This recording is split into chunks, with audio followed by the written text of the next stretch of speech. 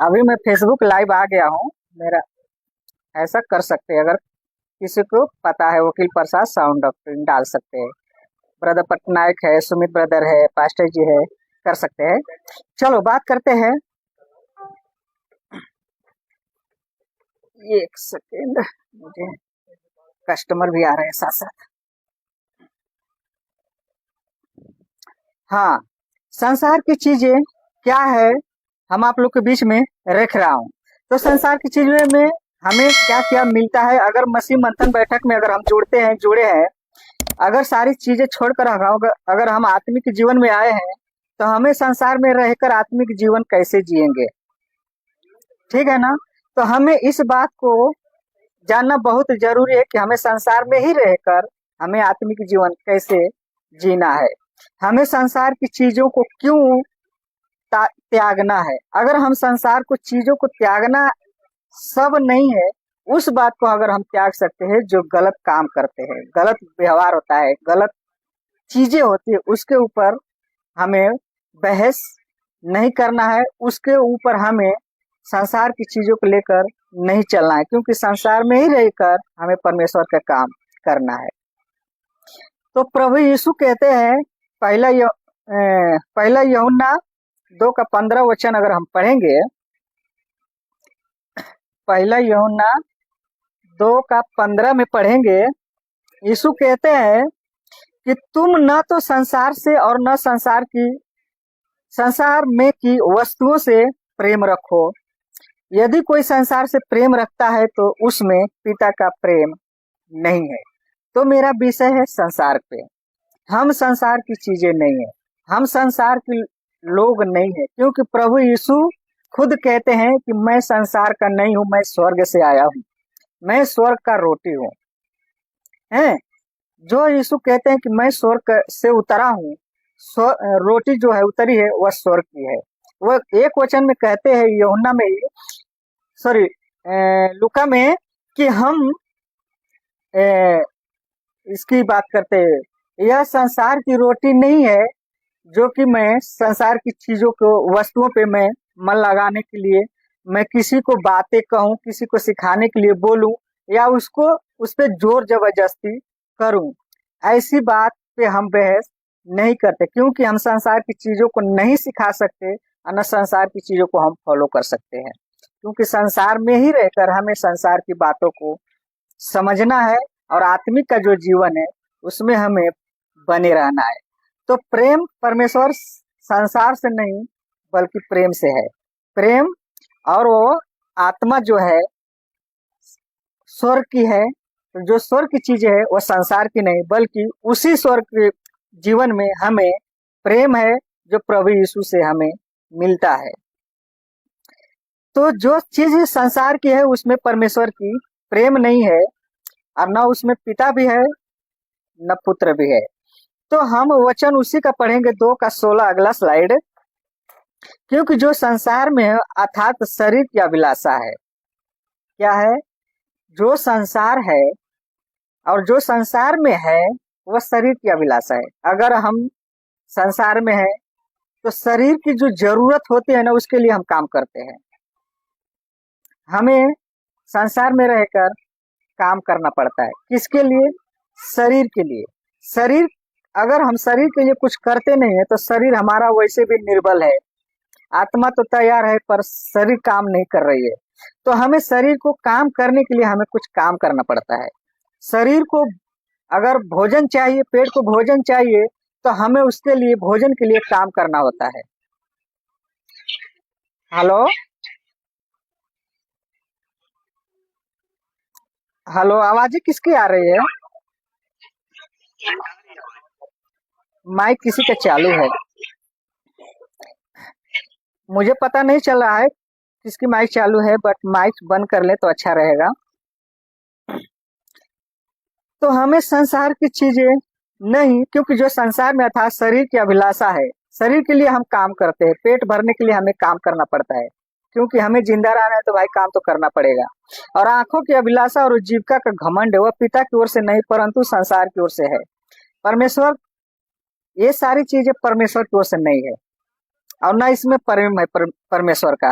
अगर हम दूसरा पहला यमुना 2:15 में हम पढ़े हैं, तो संसार का में पिता का प्रेम नहीं है। अगर उसी का जो हम 2:16 पढ़ रहे हैं उसमें किसकी आवाज आ रही है? किसकी आवाज आ रही है? पास्टर जी किसकी आवाज आ रही है?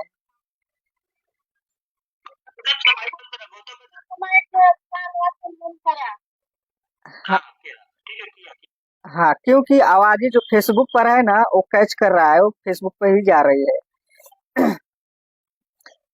तो जो कुछ संसार में अथाह शरीर की अभिलाषा है, आंखों की अभिलाषा है और जीविका का घमंड है, वो पिता की ओर से नहीं है परंतु संसार की ओर से है। अगर पिता की ओर से होता तो परमेश्वर जो मनुष्य अपने स्वरूप जो मनुष्य बनाए थे ना वह नहीं निकालते। क्यों नहीं निकालते? क्योंकि वहां पे परमेश्वर की आज्ञा को तोड़ी गई थी। फल खा सकते थे, लेकिन फल की अच्छा था, वो खा सकते थे, उसमें कोई प्रॉब्लम नहीं था, कोई दिक्कत नहीं था। सिर्फ प्रॉब्लम इस बात को हुई उसकी परमेश्वर की आज्ञा हवा ने नहीं मानी। तो जो चीज संसार की हो गई, पृथ्वी जो चीज है वो पापी ठहर गई, वो संसार की हो गई, यानी शैतान की तरफ से हो गया। शैतान ने उकसाया उसको, शैतान ने उसको फुसला बहला कर उसको क्या किया? परमेश्वर के आज्ञा तोड़ दिए। और जैसे ही आज्ञा तोड़ दी तो परमेश्वर से दूर यानी संसार में चले गए, शैतानों के हाथों में चले गए। जब पूरी पृथ्वी शैतान के कब्जे में हो गया तो परमेश्वर जो पवित्र है वह पाप को अपने पास नहीं रख सकता, वह पाप के साथ नहीं रह सकता। जब परमेश्वर पाप के साथ नहीं रह सकता तो क्या करेगा? या वह उसका एक ही काम है, पवित्र से दूर हो जाओ। जो चीज पवित्र है वह कभी पापी नहीं हो सकता, क्योंकि परमेश्वर पवित्र है। परमेश्वर जो है वह सच्चा है, वह किसी का पक्षपात नहीं करता है, क्योंकि परमेश्वर पक्षपात करने के लिए नहीं आया है। प्रभु यीशु जब आए थे तो किसी का एक तरफा बात करने के लिए नहीं बल्कि जीवन देने के लिए आए थे। परमेश्वर चाहते हैं कि सबको आत्मा बचे, सबकी आत्मा जो है वो बचाई जाए, लेकिन संसार में रहकर लोग अपने आप को क्या किए हैं? संसार को ही परमेश्वर बना लिए। तो हमें संसार की चीजों को, बातों को नहीं बल्कि परमेश्वर की बातों को मानना है। तो क्योंकि जो संसार में अर्थात शरीर की अभिलाषा और आंखों का अभिलाषा और जीविका का घमंड करते हैं कि मेरे पास तो सब कुछ है, लेकिन परमेश्वर में कंगाल है। वो परमेश्वर में वह कंगाल है, उसकी आत्मा जो है ना संसार की, वह एक कब्र बन गई है, कब्र है। वो अपने शरीर के लिए तो सब कुछ किया है, वो घर है, गाड़ी है, बंगला है, न जाने उसके पास क्या क्या है, सब कुछ रहते हुए भी वह आदमी कंगाल है, क्योंकि वो सारी चीजें संसार की है। शरीर की अभिलाषा है और आंखों की अभिलाषा है। वचन 17 पढ़ते हैं, और संसार और उसकी अभिलाषाएं दोनों मिटते जाते हैं, पर जो परमेश्वर की इच्छा पे चलता है वह सर्वदा बना रहेगा। तो परमेश्वर की इच्छा क्या है? परमेश्वर की इच्छा है कि तुम पवित्र बनो। यीशु कहते हैं कि जो भी मेरे पीछे आना चाहता है वो अपना अपना क्रूस उठाए, वह मेरे पीछे हो ले। तो पीछे कब होंगे? संसार की अभिलाषाओं को आपको त्यागना पड़ेगा, संसार की चीजों को आपको त्यागना पड़ेगा। जितनी भी संसार की चीजें हैं जो परमेश्वर जिससे घृणा करता है वह चीजें संसार की है। जो परमेश्वर जो एक्सेप्ट करता है जिस चीज को, उसको परमेश्वर उसके पास है। तो हमें संसार की चीजों के नहीं बल्कि परमेश्वर की चीजों को फॉलो करना है। तो ये दोनों जो अभिलाषाएं हैं, शरीर का है, शरीर के लिए आंखों का जो देखा हुआ अभिलाषा है, आंखें जो देखती है, पसंद क्या आता है वो चीज को एक्सेप्ट कर ले, तो जो परमेश्वर को नहीं चाहिए। परमेश्वर पवित्र है, तो पवित्र परमेश्वर के लिए संसार नहीं है, परमेश्वर के लिए संसार नहीं है। जो ये जितनी भी संसारी चीजें बना है वह परमेश्वर सिर्फ एक झटके ही में, मतलब बोल कर ही उसने बनाया है। तो संसार जो चीजें हम संसार में रहकर हमें आत्मिक जीवन जीते हैं।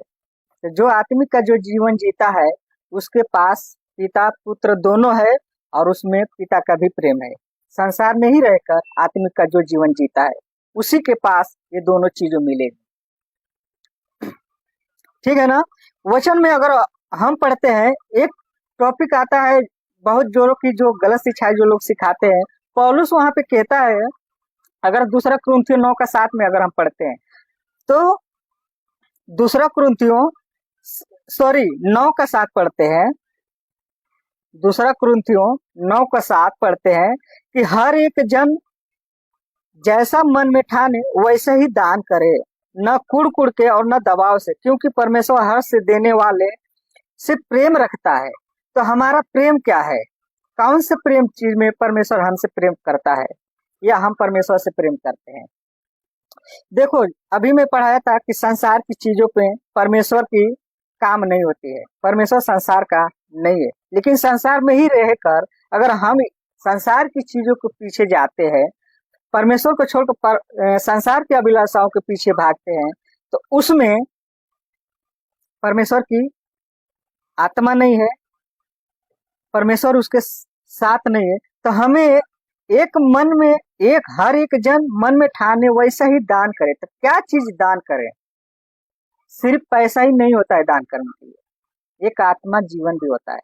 परमेश्वर के लिए समर्पण करना है, परमेश्वर के लिए दान करना है, खुद की दान। पौलुस ने खुद को अपने को बेच दिया था, खुद को अपने परमेश्वर के लिए त्याग दिया था कि अगर जो कुछ कर सकता है वो परमेश्वर ही कर सकता है। अगर हमारी आत्मिक का जो जीवन है परमेश्वर ही बचा सकता है, तो हम इन सारी चीजों को पीछे क्यों भागे? तो हमको किसी की अगर जीवन बचाना है तो एक दान के रूप में आता है, परमेश्वर के लिए वो दान हो जाता है, संसार की चीजों के लिए नहीं, परमेश्वर के लिए दान। अगर एक आत्मा बचती है तो परमेश्वर के लिए दान है। जो जिसकी इच्छा होती है बचाने की, जो जिसकी इच्छा होती है वचन सुनाने की, वचन भी एक दान है। हमारा सिर्फ पैसा दान नहीं होता है कि हर एक मन में जैसा ठाने वैसा दे। तो पर सब कुछ दान पैसा नहीं है। हमें चर्च के लिए पैसा लगता है, हमें पैसा वहां पे देना है। जिस किसी को अगर जरूरत पड़ता है उसको अगर हम मदद करते हैं, कपड़ा का हो गया, पैसे को हो गया, या संसार की चीजों भी जिसकी जरूरत पड़ती है अगर उसको हम दे देते हैं, तो इसका मतलब ये नहीं कि हमने दान कर दिया। हमारा दान वो नहीं है। हमारा दान वो है जो परमेश्वर को भाता है, हमारा दान वो है जो परमेश्वर को अच्छा लगता है, हमारा दान वो है जो परमेश्वर का प्रेम है उसमें। तो हमें हर एक मन में कैसे ठानना है, कैसे हमें सुसमाचार, कैसे हमें लोगों को बचाना है, वो सबसे बड़ी दान है। परमेश्वर खुद कहते हैं, बाइबल खुद कहती है कि अगर एक आत्मा बचती है तो स्वर्ग में आनंद मनाती है। तो हमारी दान जो सही है वही परमेश्वर स्वर्ग में आनंद मनाते हैं। हमारे ऐसे नहीं है कि सिर्फ पैसे का दान करने का, सिर्फ पैसे का ही हमें दूंगा तो हमारा जीवन का ऐसा कुछ नहीं होता है। तो हर एक मन में ठाने वैसे ही दान करें, ना कुड़ कुड़ के और ना दबाव से। अगर हम ग्रुप में जुड़े हैं, अगर हम पुणे की बात करें, अपनी ग्रुप की बात करें, तो हमें किसी के दबाव से नहीं इसमें जुड़ना है। आपको रहना है, आपको अगर काम करना है, आपकी मर्जी है तो आप इस ग्रुप में जुड़ सकते हैं। अन्यथा दबाव जोर जबरदस्ती किसी का नहीं है, किसी का नहीं कि तुम हमारे चर्च में ही जुड़ो।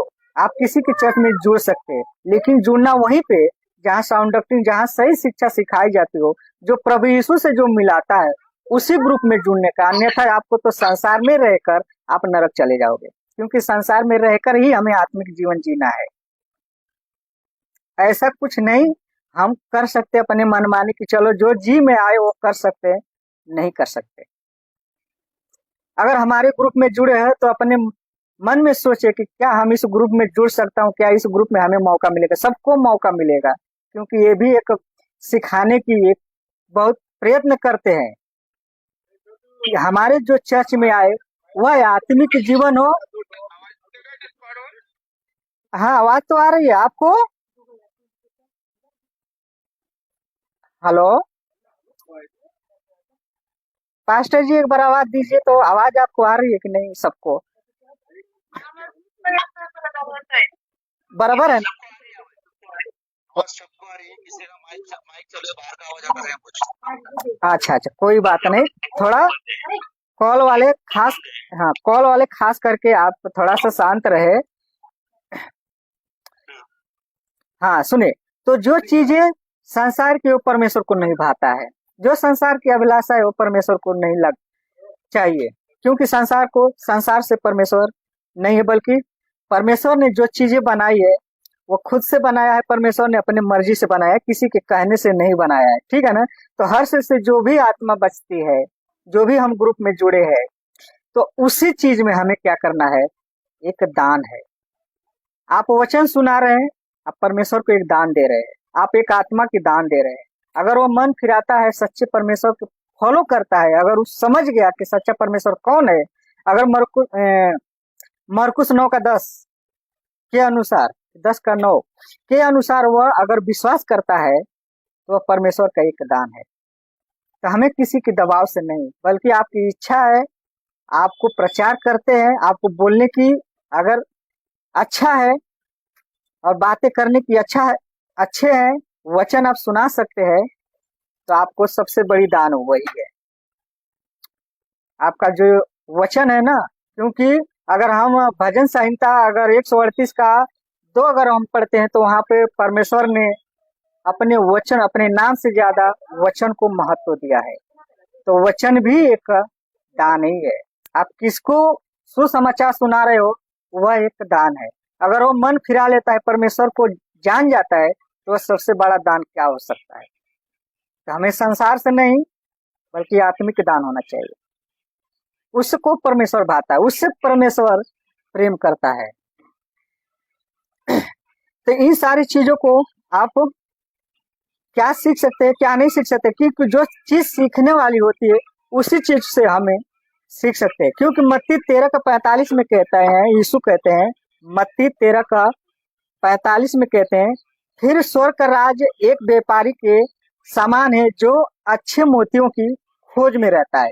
तो मोती क्या है, व्यापारी क्या है, व्यापारी कौन है, मोती कौन है, इन सारी चीजों को हमें क्या करना पड़ेगा, अच्छे से समझना होगा। क्योंकि बाइबल जो बातें करती है ना, अलग तरीके से बात करती है, लेकिन बाइबल बात करती है अलग अलग धारणाओं को लेकर, अलग अलग विषय को लेकर, अलग कई तरीके से बाइबल बात करती है और परमेश्वर बात करते हैं।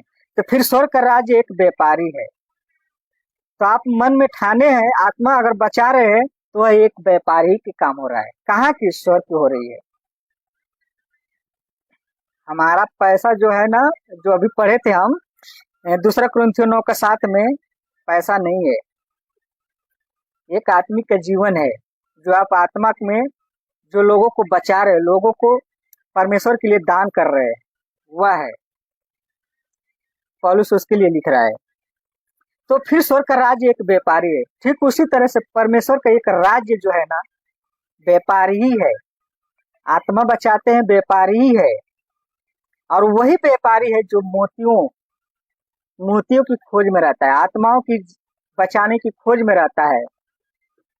पौलुस ने न जाने कितने राज्य, कितने देश में वो गया, भागता रहा, घोड़े से, नाव से, पहाड़ों से, आंधी तूफानों में, वह एक दान के चक्कर में उसने अपना जीवन खो दिया, मार डाले लोग। तो हमें उसकी दान होना चाहिए, ना कि संसार की दान होना चाहिए।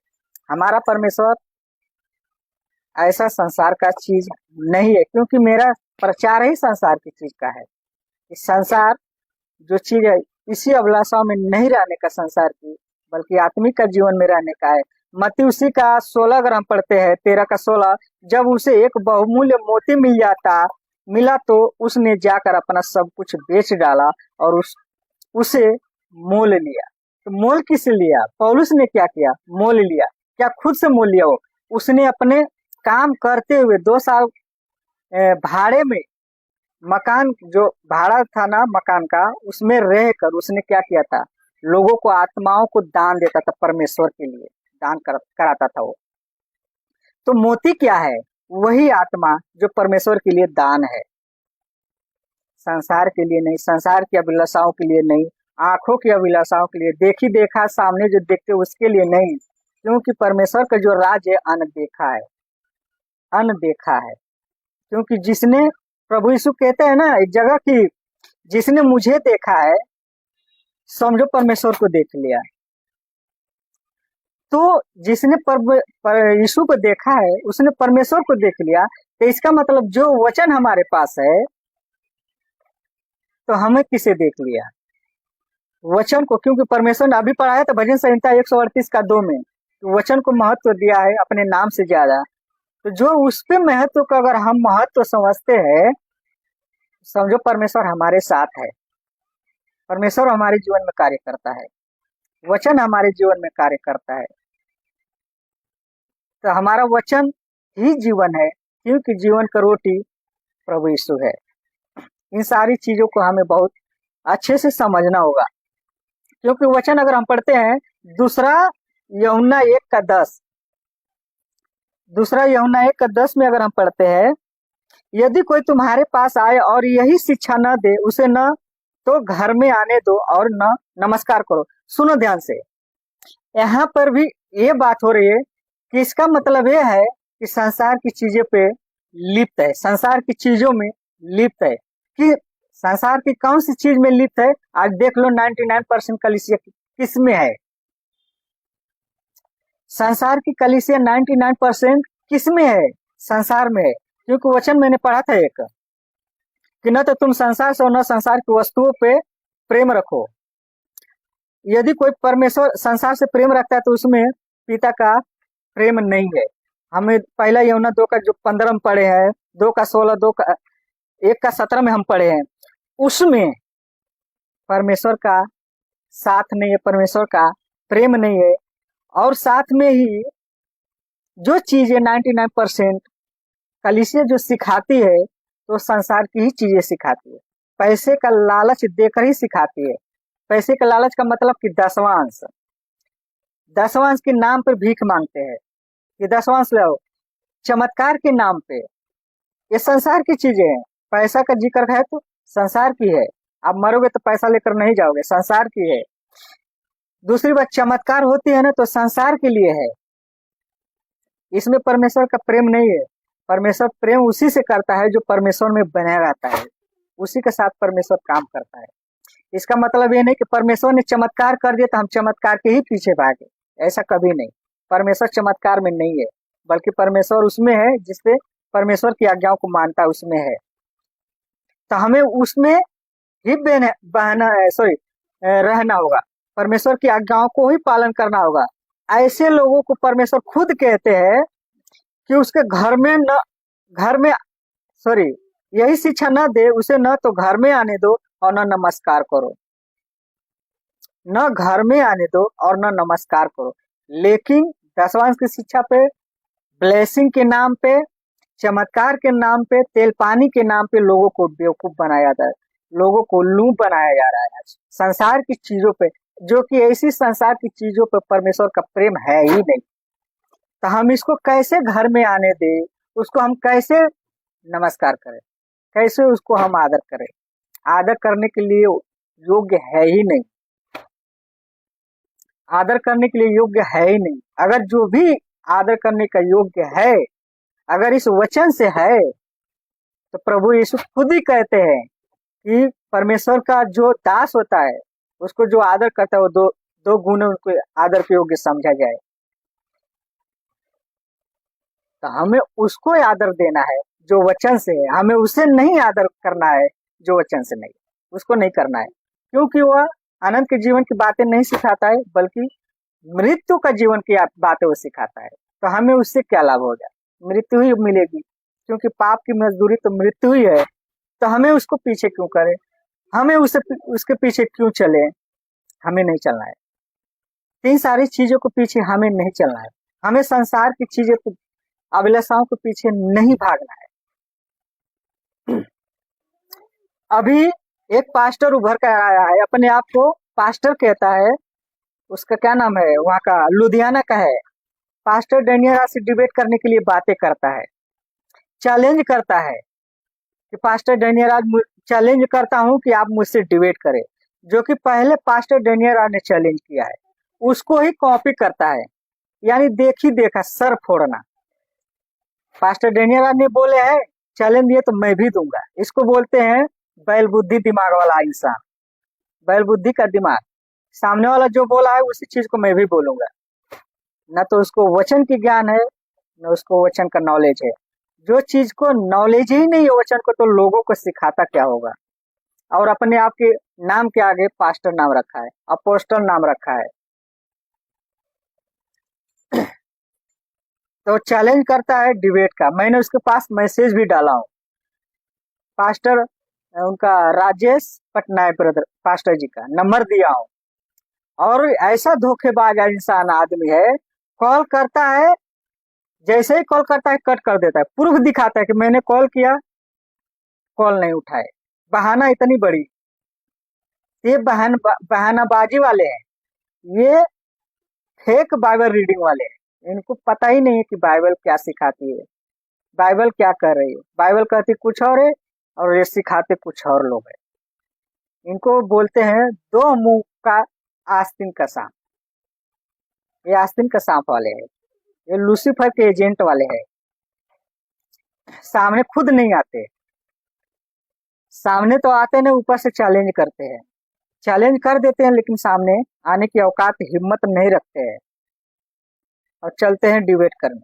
अगर डिबेट का इतना ही ताकत है तो सामने आओ, बात करो सामने से। ऐसा छोटा मोटा वीडियो बनाने से, क्लिप करने से कुछ होता नहीं है। जितना तेज चैलेंज रखते हो उतना ही तेज से, उतना ही फुर्ती से सामने आने की हिम्मत भी रखो।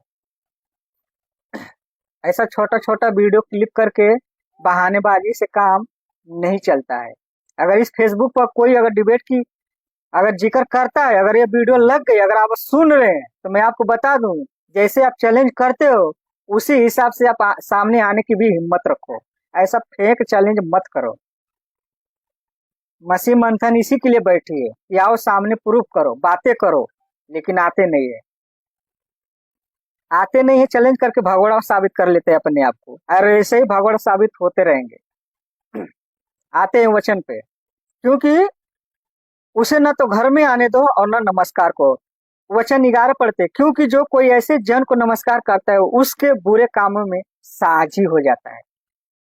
अच्छा काम करता है आदमी, सामने वाला अच्छा आदमी मतलब काम कर रहा है, और उससे जो सामने वाला है, अगर वह आदमी गलत प्रचार करता है, गलत शिक्षा देता है, या किसी संसार की चीजों में लिप्त है, तो वह आत्मिक का जो जीवन जीता है दूसरा वाला इंसान, अगर उसके साथ नमस्कार करता है, उसके साथ रहता है, खाता है, पीता है, सब कुछ करता है, तो उसका साझी हो गया, उसका भागीदार हो गया। जितना वह पापी है उतना ही पापी ये भी भागी हो जाता है। तो जितने भी कॉल पे, डिस्कॉर्ड पे जो ऑनलाइन अगर जुड़े हैं और इस फेसबुक पर जो देख रहे हैं, मैं आपको बता दूं, उतना ही आप भी पापी का हकदार बन गए। तो पापी ऐसे मत बनो, बल्कि परमेश्वर का फॉलोअर बनो। फॉलोअर, परमेश्वर को फॉलो करो, परमेश्वर के पीछे चलो। यीशु खुद कहते हैं, जैसा मैं पवित्र हूँ वैसा तुम भी पवित्र बनो। तो हमें पवित्र बनना कैसे है? पवित्र खुद बाइबल कहती है पवित्र बनो, पवित्र बनो। और उन लोगों को भी कहती है कि सावधान रहो, सावधान रहो, सावधान। क्यों कहते हैं सावधान रहो? बाइबल हर चीज का में बाइबल कहती है सावधान रहो, सावधान। तो हमें सावधान रहने की जरूरत है। हम सावधान नहीं रहेंगे, हर चीज को फॉलो करेंगे, संसार की चीजों को, तो फिर तो भैया गड़बड़ ही हो जाएगा। मत्ती 7:15 में खुद कहता है झूठे भविष्यवक्ता आएंगे। मत्ती 24:4 खुद कहता है सावधान रहो, कोई तुम्हें भरमा न पाए। मत्ती 24:11 खुद कहता है झूठे भविष्यवक्ता उठ खड़े होंगे। तो जब झूठे भविष्यवक्ता उठ खड़े होंगे, इन सारी चीजों जब लिखा गया तो इसका मतलब होगा, और हो भी रहा है।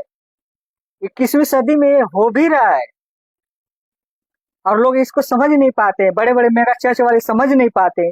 जैसे ही कोई साउंड डॉक्ट्रिन वाला पहुंच जाता है तो बोलते ये गलत है। अगर गलत है तो प्रूफ करके बताओ गलत है। ये भी नहीं करते, सिर्फ पीठ पीछे भौंकते हैं। वैसे तो पीठ पीछे कुत्ते भी भौंकते हैं, तो फिर हम देखते नहीं इसको। जो सही है, जो वचन कहता है, उसी को हम फॉलो करते हैं।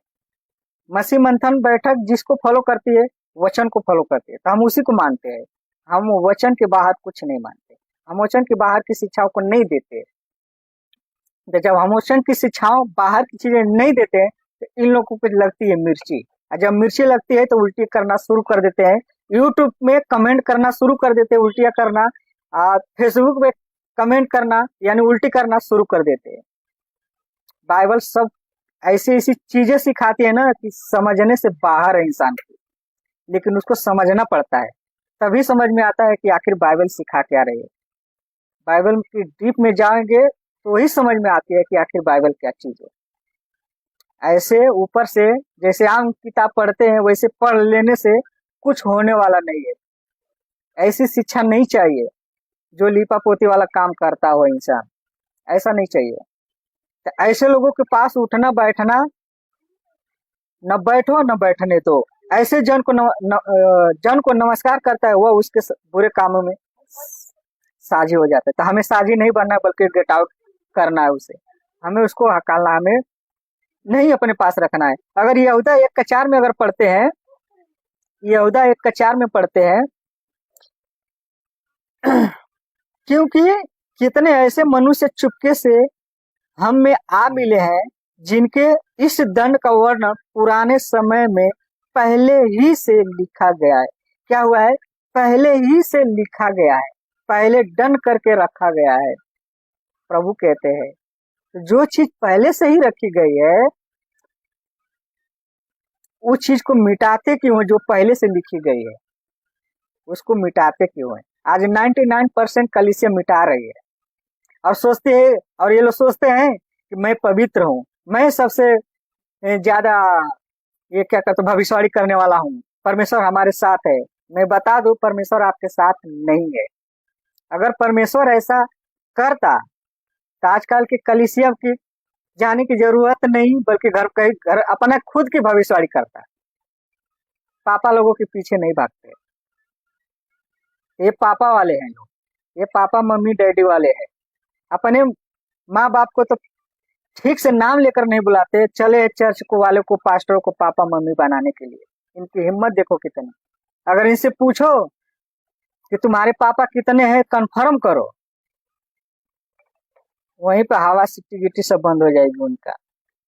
तो ऐसे लोग मसीह में ही कितने ऐसे मनुष्य चुपके से हमें में आ मिले, जिनके इस दंड का वर्णन पुराने समय से पहले से ही लिखा गया था।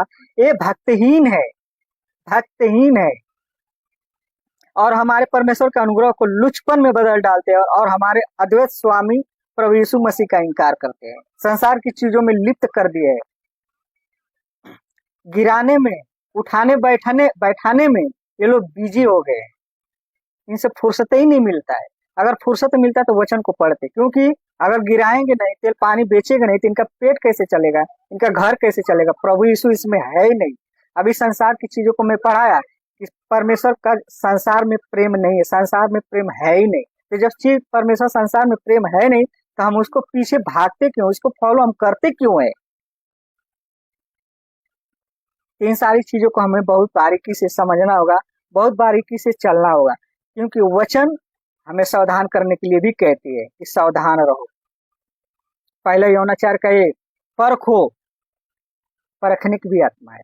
तो जब हम परखना शुरू किए हैं, एमएमबी वाले परखना शुरू किए हैं, तो कुछ लोगों को मिर्ची लगना शुरू हो गया है, उनको दिक्कतें आ गई, क्योंकि पेट पर लात पड़ रहा है उनको। पास्टर डेनियल ने को 5 दिन का शो चलाए थे, वचन का आईना। आए कुछ लोग, चले गए, जवाब नहीं दे पाए और पीठ पीछे भौंकते रहते। तो यह शिक्षा जो देती है ना मसीह मंथन बैठक, वह जीवन की देती है। वह परमेश्वर के पास जाने की रास्ता बताती है, परमेश्वर मिलाने की बात करती है, संसार की चीजें की बातें नहीं करती है। जो चीजें संसार के हम उसको फॉलो क्यों करें, जो परमेश्वर का प्रेम ही उसमें नहीं है। तो शरीर का अभिलाषा और आगे आंखों का अभिलाषा छोड़ दो। आपको काम करना है, करो, मेहनत करो, खुद की बल पे खाओ पियो, परमेश्वर के वचन को फॉलो करो। वचन, परमेश्वर का जो वचन है, प्रभु का जो वचन है, उसको लुचपन में बदल डालते हैं। जो परमेश्वर का जो बातें है उसको इनकार कर देते हैं, जो आज्ञा है उसको इनकार कर देते हैं, उसको बोलते हैं ऐसा नहीं वैसा है, ऐसा नहीं वैसा है, ऐसा वैसा करने से कुछ नहीं होता है। क्योंकि ये लोग हर दिन प्रतिदिन इनकी चर्च में आत्मा उतरती रहती है, आती है चली जाती है, आती है चली जाती है, इंसान वहीं का वहीं पड़े रहता है। पढ़ते हैं वचन, दूसरा पतरस 2:3, वचन दूसरा पतरस 2:3, और वे लोभ के लिए बातें गढ़ कर तुम्हें अपने लाभ का कारण बनाएंगे। लाभ का फायदा किससे होगा? हमें कौन सी बात को लेकर ऐसा हम बात करें कि लोग आकर्षित होकर उनसे कुछ हमें फायदा मिले? और सबको पता है फायदा क्या है उसके। और जो दंड का आज्ञा उन पर पहले से हो चुके है, उसके आने से कुछ भी देर नहीं है, और उनका विनाश उगता नहीं है, दिखता नहीं है, उनका विनाश दिखता नहीं है, लेकिन विनाश कन्फर्म है, डन है, सील हो गया है, लेकिन उनको पता नहीं है कि हमारे साथ क्या हो गया, परमेश्वर ने हमारे साथ क्या किया है।